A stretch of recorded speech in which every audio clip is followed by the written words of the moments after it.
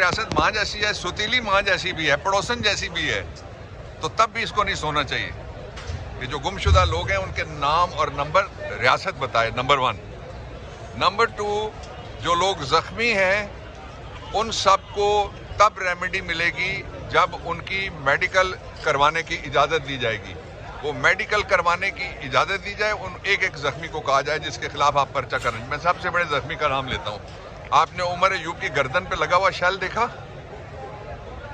उसका पर्चा नहीं हो रहा, पर्चा होना चाहिए। और मैं आईजी केपी से कहता हूँ, मुझे इसकी परवाह नहीं है कि वो हमारी गवर्नमेंट का आईजी है। आईजी, उमर अयूब वाला पर्चा दर्ज करो।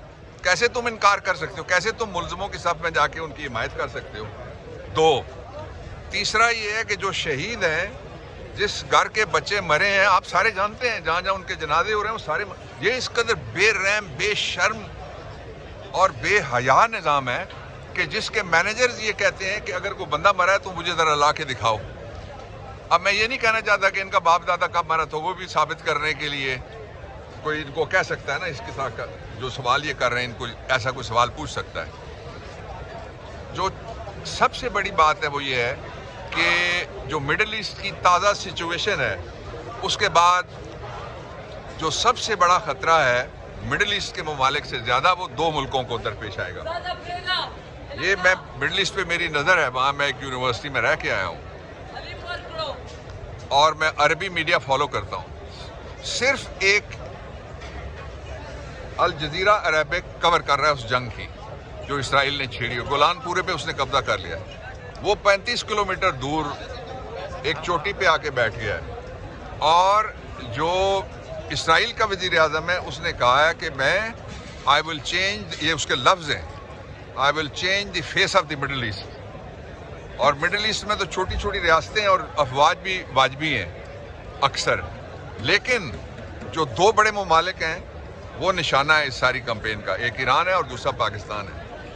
और पाकिस्तान के अंदर जो भी मैनेजर्स बैठे हुए हैं उनको आज की फिक्र है, अपने आज की फिक्र है, अपने कल की फिक्र है। मुझे गारंटी दो मेरे खिलाफ कुछ नहीं होगा, मुझे कोई गारंटी तो दे इमरान खान की, मुझे कोई गारंटी दे पाकिस्तान तहरीक इंसाफ की। पाकिस्तान की गारंटी का सवाल है, किसी फर्द की गारंटी का सवाल नहीं है। इमरान खान ने कब किसी को कहा मुझे कोई गारंटी दो, और कब उसने कहा कि मुझे छोड़ने की गारंटी दो, कब वो बाहर जाने की गारंटी उसने कहा मुझे दो। कोई गारंटी मत मांगो।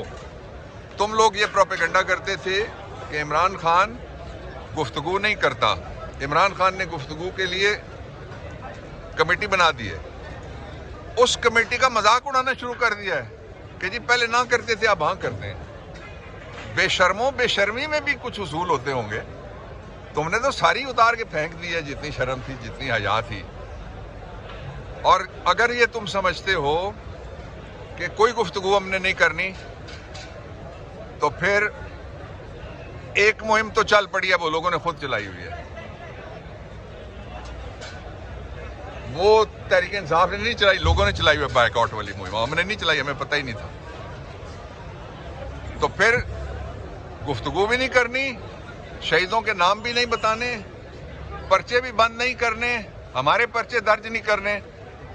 तो फिर पाकिस्तान बनने से पहले भी ये तहरीक चली थी, पाकिस्तान बनने के बाद भी ये तहरीक चली है, उसके लिए तैयार जो सिविल नाफरमानी। सर कैसे सर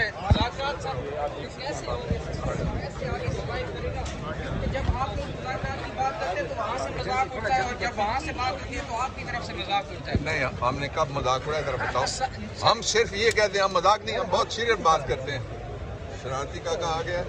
अच्छा, हम बड़ी सीरियस बात ये करते हैं कि ये नॉन रिप्रेजेंटेटिव, नॉन इलेक्टेड, बुरी तरह से सिलेक्टेड एक यूनियन होती है ना, ट्रेड यूनियन, उसके मुकाबले में एक पॉकेट यूनियन बनाते हैं इदारे। तो ये पॉकेट यूनियन टाइप की एक गवर्नमेंट है, लेकिन हमने इनका मुंह बंद करने के लिए अपना दरवाजा खोल दिया। सर, जो फॉर्म 47 पे हुकूमत आई है उसके साथ मुलाकात कैसे पॉसिबल है? कैसे नहीं, मैं इससे इत्तेफाक करता हूं, और मैं ज़ाती तौर पे एग्री नहीं करता कि फॉर्म 47 की गवर्नमेंट से पर्सनली एज अ वकील कि उससे मुज़ाकरात किए जाएं। अच्छा, लेकिन ये जो इनका मुंह बंद करने के लिए मैंने कहा, इमरान खान ने कहा है ताकि लोगों में ये प्रोपेगेंडा ना कर सकें। जी सर, वो फर्दवाद कौन है जो गारंटी मांग रहा है कि तहरीक इंसाफ नहीं कुछ करेगी, इमरान खान बाहर आया तो कुछ नहीं करेगा? कौन है वो फर्दवाद जो ऐसी गारंटियां मांग रहे हैं?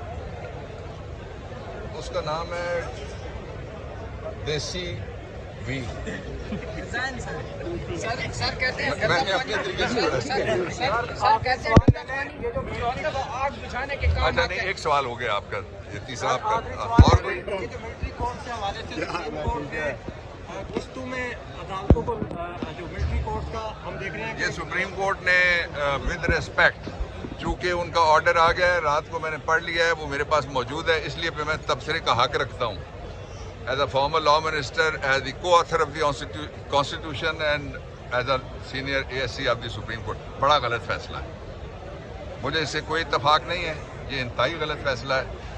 इसका मतलब ये हुआ कि कोई बंदा किसी को उठा के ले जाए तो आप उसको कहें कि इसको पानी पिलाना, इसको जूस पिलाना, इसको रोटी खिलाने के बाद इसको तुम कभी रिहा कर देना। जो मिलिट्री कस्टडी है वो गैर कानूनी है, ये मैं नहीं कह रहा, गैर आईनी है, ये भी मैं नहीं कह रहा, ये सुप्रीम कोर्ट के 5 जजेस के फैसले ने कहा हुआ, जो फैसला आज भी कायम है। उस फैसले की मौजूदगी में सुप्रीम कोर्ट का this is a bad president, इसको अब अंग्रेजी में कहते हैं, कि अच्छा ये फैसला नहीं हुआ, इसलिए कि इसके नतीजे में सबको पता है निशाना सिर्फ इमरान है। और मैं ये खुल के कहना चाहता हूँ, जो मर्जी कर जाओ, उल्टे लटक जाओ इधर जुडिशल कॉम्प्लेक्स में आके किसी रात के वक्त, दिन को तो हम ये गंदा नहीं होने देंगे इंशाल्लाह। इसके बावजूद इमरान खान -1 नहीं होगा, लोग आएंगे, रिटायर होंगे, -1 होकर चले जाएंगे, इमरान इधर ही। मेरे पास मौजूद है, इसलिए मैं तबसरे का हक रखता हूँ as a former law minister, as the co author of the constitution and as a senior ASC of the Supreme Court. बड़ा गलत फैसला है, मुझे इससे कोई इत्तफाक नहीं है, ये इंतहाई गलत फैसला है।